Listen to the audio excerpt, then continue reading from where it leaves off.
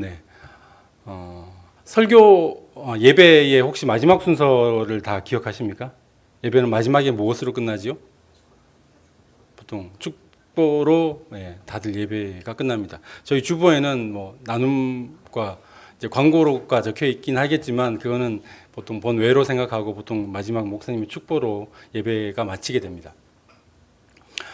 그렇다면 축도가 어떻게 되는지 기억나십니까? 축도를 어떻게 시작하시죠? 보통 오랫동안 예배를 드셨다면, 오랫동안 이 교회에 계셨다면 목사님의 그 첫 마디는 잊어버릴 수가 없을 겁니다. 매주 똑같은 이야기를 하시니까요. 어떻게 시작하시죠?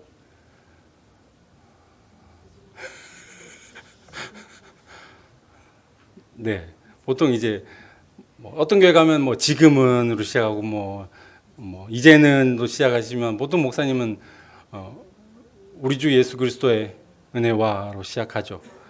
하나님의 사랑과 성령님의 교통하심이 하고 그 다음에는 목사님 생각하신 대로 준비한 말씀 다 하시고 함께 하실지어다라고 모든 예배를 마치게 됩니다. 기억나시죠? 혹시 처음 듣는 거 아니시죠? 네. 모든 개신교회는 이와 동일하게 합니다. 거의 99% 똑같이 한다고 보시면 됩니다. 그러면 다 이렇게 하기로 약속했느냐? 약속한 부분도 분명히 있긴 하지만 대부분 이 축도 안에 담겨진 신학적 내용이 있고요. 그리고 대부분 목사님은 여기에 동의하기 때문에 이것을 동일하게 사용하고 계십니다. 이 말씀은 사도 바울의 신앙 고백이기도 합니다. 사도 바울의 권면이고 선포이고 축도이기도 합니다. 고린도 교회를 향해서 고린도 교회랑 많은 마찰이 있었지 않습니까? 그리고 마지막으로 쓰는 한마디 고린도 전서를 지나 후서 마지막 13장 13절에 이렇게 표현하고 있습니다. 우리 말씀을 한번 같이 읽어보도록 하겠습니다. 고린도 후서 13장 13절 말씀 다 같이 읽겠습니다.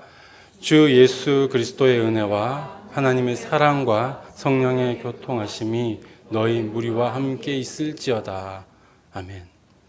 이렇게 마지막으로 자신의 마음을 완전히 담아서 한마디 하자면 나는 이것으로 너희를 축복한다. 이렇게 되기를 바란다라는 마음으로 마무리를 하게 됩니다. 여기에 바울의 마음이 다 담겨 있는 것이죠. 그래서 이 바울의 신학을 그대로 이어받아 우리는 동일하게 사용하고 있고요. 이것을 우리는 신약의 축도라고 이야기합니다. 그렇다면 이제 구약의 축도도 있는 것이겠죠.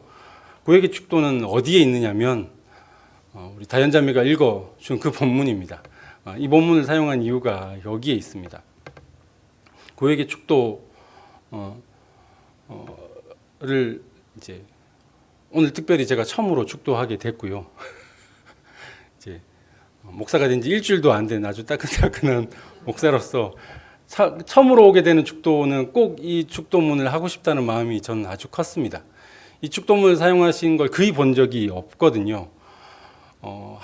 제가 신학교 다닐 때나 교수님이 이제 본을 보이신다고 한 번 정도, 그럴 정도 외에는 이 구약의 축도문을 사용하신 걸 거의 본 적이 없는 것 같습니다. 그래서 오늘은 이 본문을 통해서 이것이 왜 구약의 축도문인지를 좀 나누고 마지막으로 제가 이 축도문으로 축도하게 될 것입니다. 좀 어색할 수 있습니다. 중간에 다른 내용 없고요. 그냥 본문을 그대로 읽어드리고 아멘으로 끝이 나는 축도입니다. 어색하시더라도 이렇게 어투에 맞춰서 아멘 같이 해주시면 될 겁니다. 그래서 오늘 보면 민수기 6장 22절로 27절 말씀인데 다시 한 번 더 읽어보는 시간부터 먼저 가지겠습니다. 민수기 6장 22절로 27절 함께 읽겠습니다. 22절입니다. 여호와께서 모세에게 말씀하여 이르시되 아론과 그의 아들들과 알아라 너희는 이스라엘 자손을 위하여 이렇게 축복하여 이르되 여호와는 내게 복을 주시고 너를 지키시길 원하며 여호와는 그의 얼굴을 내게 비추사 그의 주시길 원하며 여호와는 그의 얼굴을 내게 드사 평강 주시기를 원하노라 할지니라 하라. 그들은 이같이 내 이름으로 이스라엘 자손에게 축복할지니 내가 그들에게 복을 주리라. 아멘.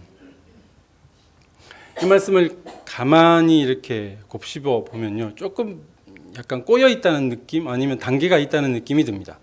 처음으로 하나님께서 모세에게 이야기한다고 말하고 있습니다. 하나님께서 모세한테 말씀을 하시는데, 모세는 이 말씀을 듣고 아론과 그의 아들들에게 이야기를 해줘야 한다라고 얘기하고 있습니다. 즉, 모세는 이야기를 그대로 듣고 아론과 그의 아들들에게 너는 이렇게 이야기해야 됩니다. 당신들은 이렇게 얘기해야 됩니다. 라고 알려주는 것이죠. 표현은 아론과 그의 아들들이라고 이야기하지만 그들의 직분이 무엇인가요? 제사장입니다. 제사를 집례하는 사람들인 거죠. 제사를 마친 후 그들에게 이렇게 축복하는 것입니다. 그들은 하나님을 대신해서 그들에게 알려주는 축복문인 것입니다. 여기에서도 그대로 드러나는 것이고, 신약의 축도에도 그대로 드러나는 것인데, 지금은 저희가 목사가 하고 있는 거지 않습니까?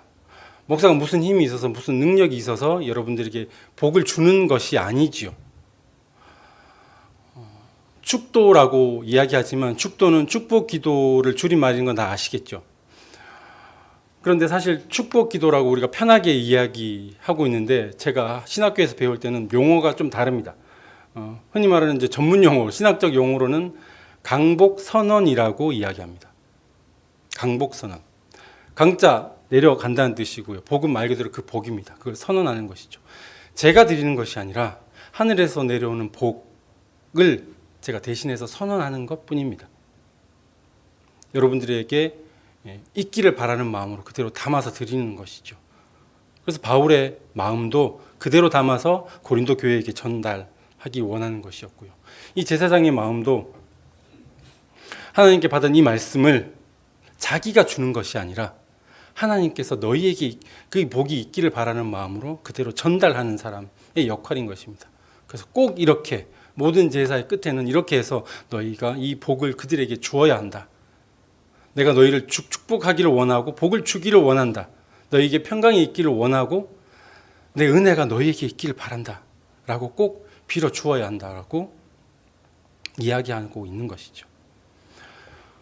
이 이스라엘 백성들 한 명 한 명이 제사 드리러 나갔을 때, 제사가 끝난 후 이 이야기를 듣습니다. 제사장에게. 들었을 때 마음이 어땠을까요? 조금은 상상하기 힘든 부분들이 있습니다. 왜냐하면 이들의 정체성을 지금 확인해야 되기 때문입니다. 제가 우리 소년부 친구들과 함께 창세기로부터 시작해서 아브라함 이야기로 시작해서 지금 민수기까지 오고 이제 신명기를 보려고 합니다.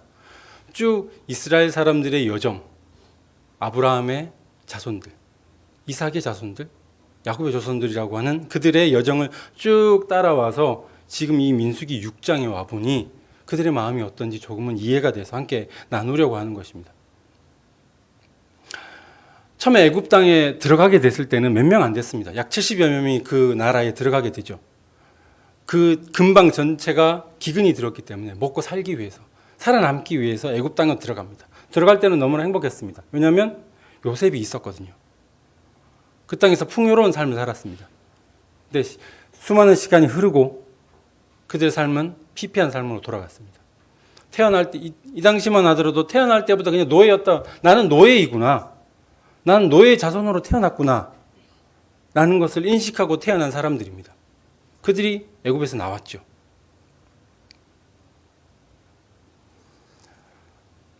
하지만 그들에게 어릴 때부터 그의 부모들이 가르치는 한 가지 소망이자 소원이자 바람이자 언약이 있었습니다. 자기가 누군지 알려주는 겁니다. 너는 아브라함 자손이다. 너는 이삭의 자손이다. 너는 야곱의 자손이다.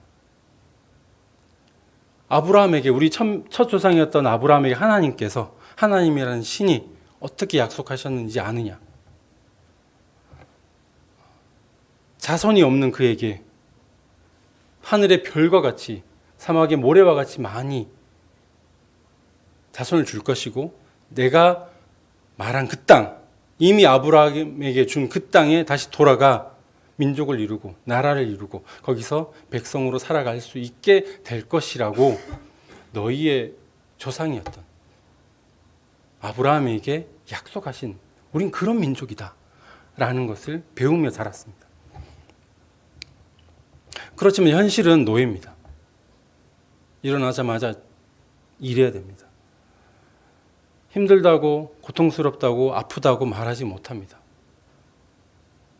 그 노예의 삶을 살고 있는 그들에게 하나님께서 드디어 모세를 통해서 그들을 이끌어내십니다.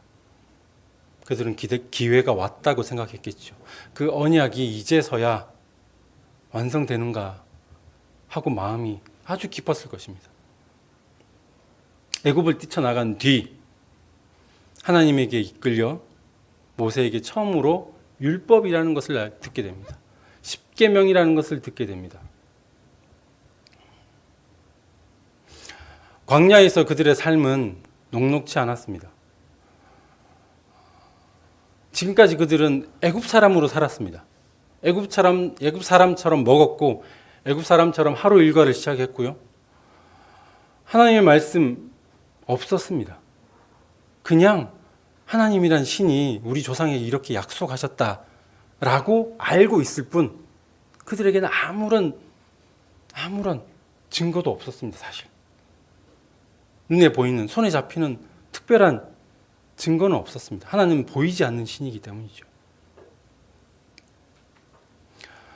때문에 하나님께서는 이들을 광야에서 훈련시키는 중이십니다. 넌 이제 나의 백성이 돼야 된다. 그들은 어렸을 때부터 애굽 사람으로 살았습니다. 교육, 문화, 먹는 것, 자는 것, 그리고 신에 대한 생각들, 그 자녀를 교육하는, 양육시키는 방법 전부 다 그 주변에 있던 애굽 사람과 같이 그 영향을 받을 수밖에 없었습니다. 그런데 이제 광야의 땅에 와서 하나님께서 새로운 것을 알려주십니다. 너희는 이제 탈출해온 오늘이 1월 1일이다. 오늘부터 달력이 시작된다. 6월절인 1월 15일이다. 그것부터 다시 가르치기 시작합니다. 1년 주기가 바뀐 것이죠. 너희 이제 명절이 6월절이고 그리고 대속제일이다. 그때는 2가지밖에 없었습니다. 절기도 다 바뀌었습니다. 사고방식 자체를 바꾸라는 것입니다. 사람과 사람이 만났을 때 무엇이 잘못된 것이고 무엇이 잘된 것이고 둘이 싸웠을 때 어떻게 해야 되고 하나하나 다 율법으로 가르쳐 주십니다. 십계명을 통해서 너는 내가 하나님이다. 그리고 내가 세상을 지었다. 하나하나 다 알려주십니다.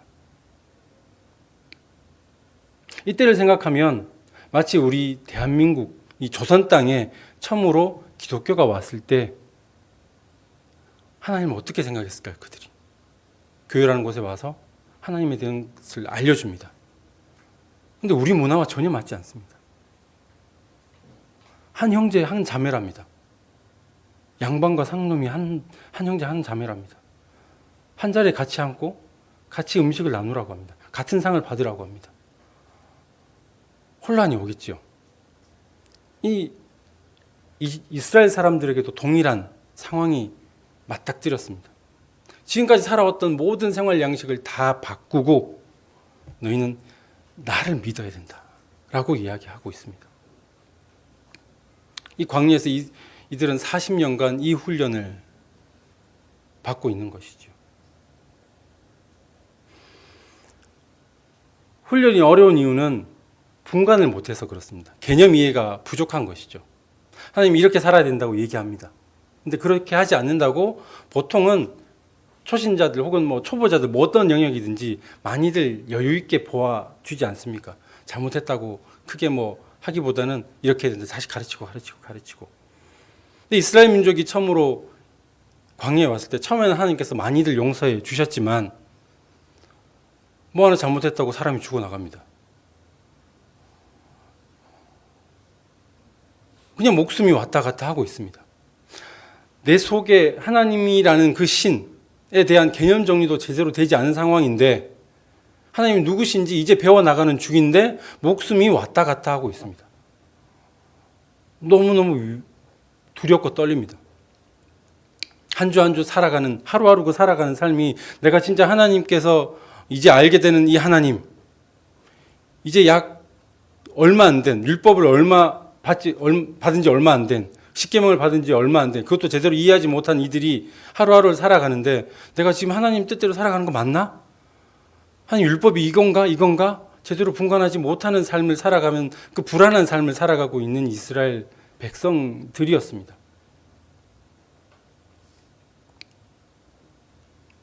그 상황 가운데 어떤 사람들은 죽고, 하나님께서 오지 말라고 선을 그어놓고 그냥 넘었다가 그냥 죽고,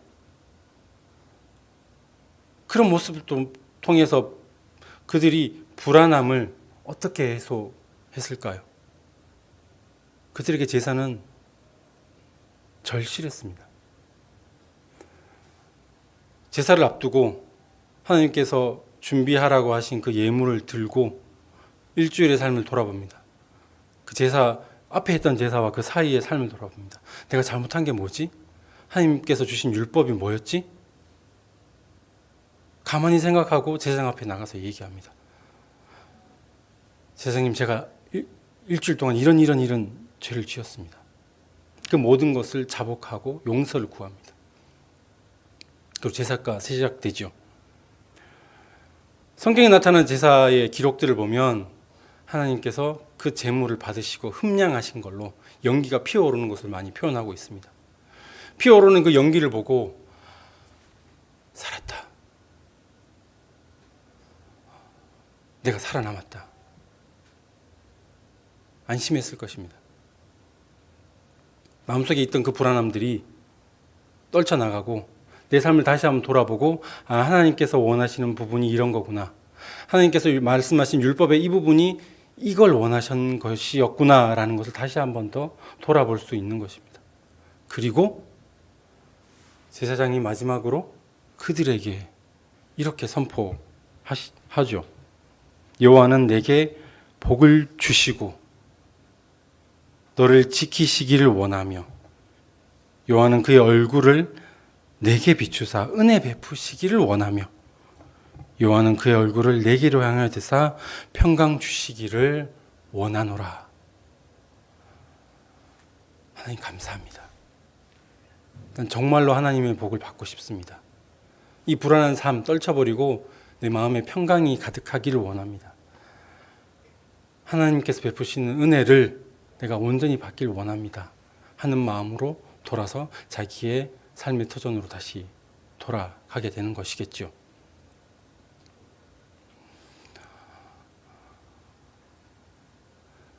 이 마음을 품고 다시 한 번 더 삶의 자리로 돌아가 매주 혹은 매달, 그것도 못 드리는 사람은 대속제일을 통해서 제물의 피를 뿌림을 통해서 피를 받고 그 축복을 다시 받고, 그렇게 해서 자기가 누구인지, 이스라엘 백성이 된다는 것이 무엇인지 그들은 정체성을 다져 나가는 훈련의 기간 중입니다. 드디어 이들에게 하느님께서 축복하셨던 그것, 하나님 처음부터 복을 주시길 원한다고 하십니다. 이들이 이 축복을 받았을 때, 아, 내가 축복받았다 라고 생각되는 그 실체는 무엇이라고 생각되십니까? 아, 내가 복 받았네? 하나님께서 나에게 복 주신다고 한 거 그거 이루어졌네? 라고 생각하는 그 실체가 무엇이라고 생각하십니까?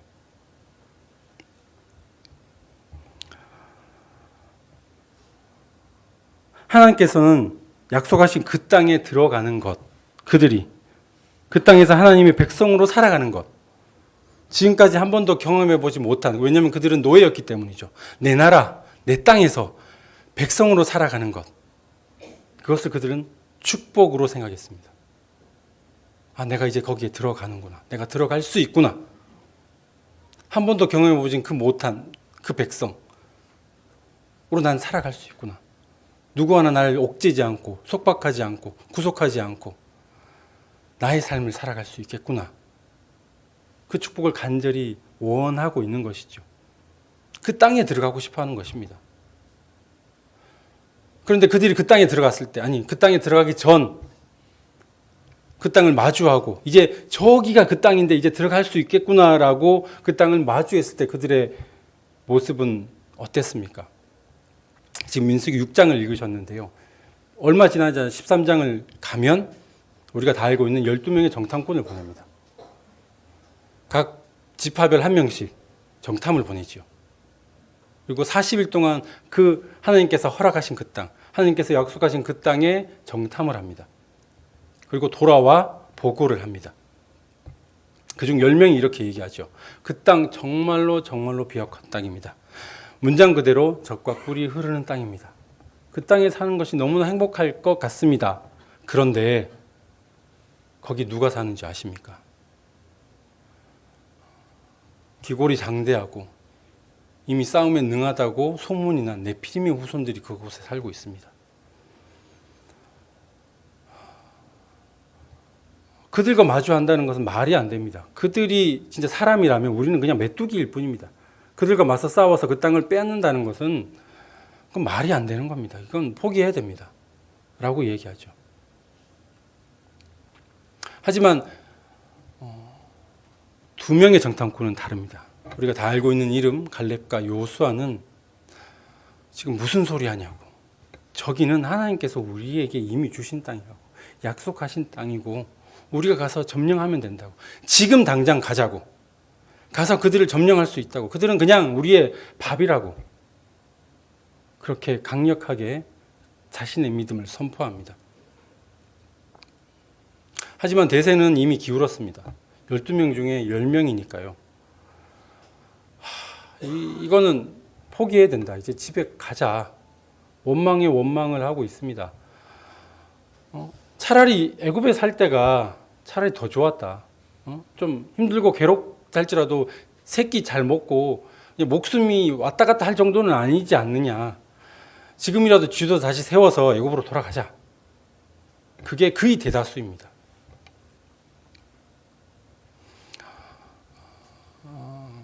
전 여기서 여러분들에게 질문을 하고 싶습니다. 이스라엘 모든 사람들이 제사를 드렸고요. 제사가 끝난 후 모든 사람들이 제사장을 통해서 이 축복의 말을 들었습니다. 그들은 축복을 받았습니다. 근데 정말로 축복받은 사람은 누구입니까? 10명의 정탐꾼 그리고 그를 따르는 사람들일까요? 아니면 2명의 정탐꾼과 그를 따르는 사람들일까요? 축복의 실체, 즉 하나님께서 주고자 하는 것. 하나님께서 이스라엘 백성에게 간절히 원하는 것도 그 땅에 들어가는 것입니다. 그 땅에 하나님 나라를 이루고 백성으로 행복하게 살아가는 것입니다. 하지만 그 길이 쉬운 길이 아니지요. 광야 기간 동안 고통스러운 훈련을 해야 하고 새로운 하나님 나라의 법을 배워야 하고 그 땅에 도착했다 해도 상대할 수 없을 만큼 거대한 네피림 후손과 맞서 싸워 그들을 정복해야 하는 고통스러운 여정입니다. 때문에 하나님께서 이렇게 축복하시는 것입니다. 다시 한번 풀이해서 얘기하자면 난 너희에게 복을 주기 원합니다. 난 너희가 복을 받기 원한다. 그 길을 가는 동안 내가 너희를 지킬 것이다. 내 얼굴을 들어 은혜를 베풀 것이다. 험난한 여정 속에서도 너의 마음에는 평강이 가득하게 될 것이다. 라고 축복하는 것이죠.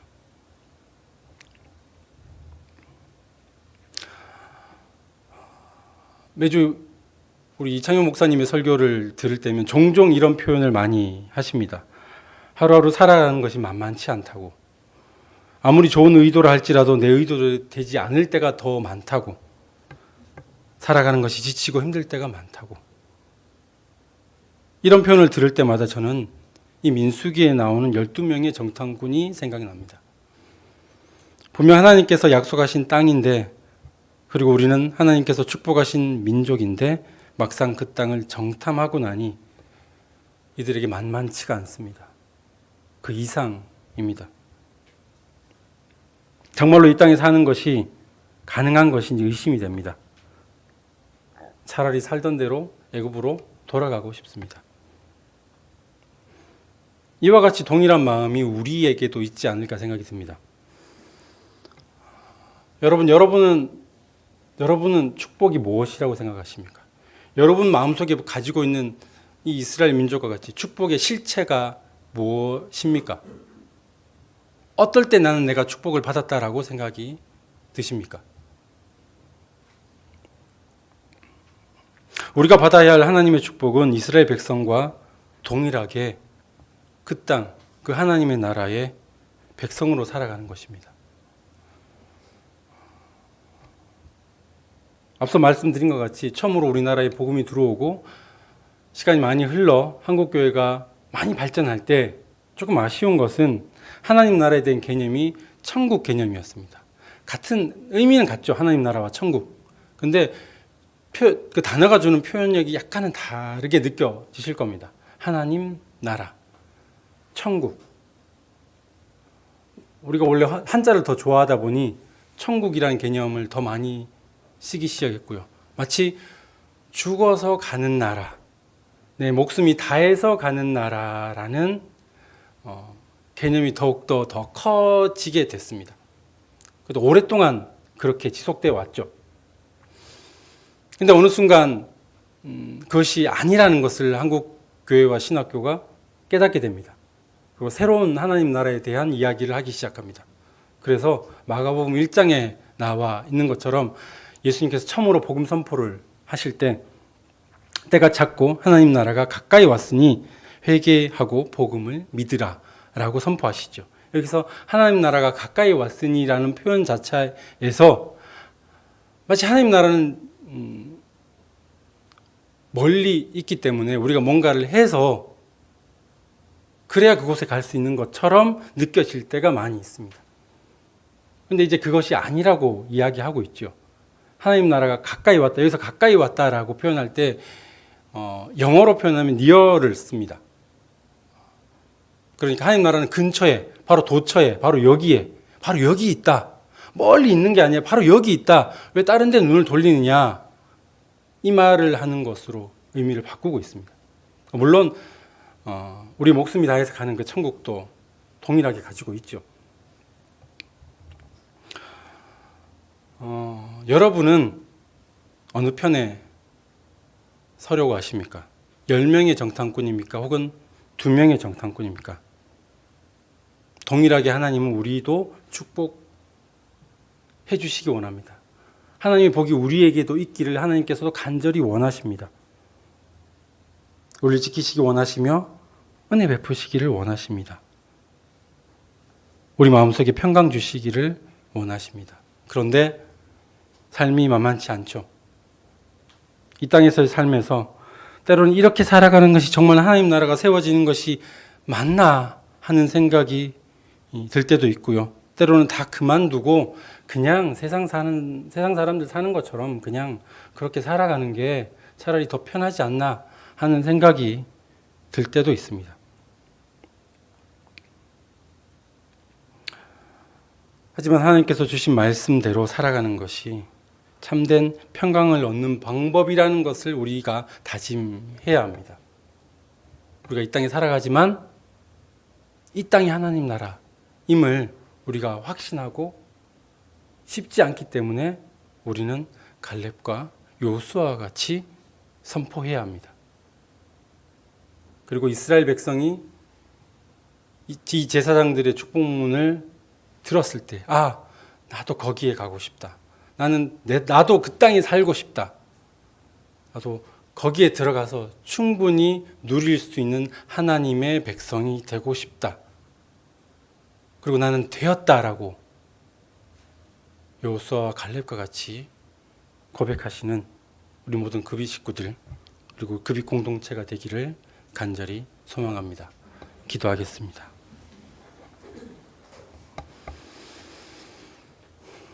하나님, 우리 삶의 주관자가 주님이라는 것을 다시 한 번 더 고백합니다. 주님께서는 이미 우리를 향한 그리고 이 땅을 향한 청사진을 그려 놓으셨습니다. 우리가 간절히 바라는 것은 내가 원하는 축복이 하나님께서 이미 예비하신 그 청사진에 부합되기를 소망하는 것입니다. 나의 욕망과 욕심에 사로잡혀 축복을 추구하는 것이 아니라 말씀을 통해 주님의 뜻을 깨달아 그 뜻대로 굳건히 살아낼 수 있는 용기와 믿음을 구하게 하옵소서. 그 용기와 믿음을 이미 우리에게 보여주신 예수 그리스도 이름으로 간절히 기도합니다. 아멘.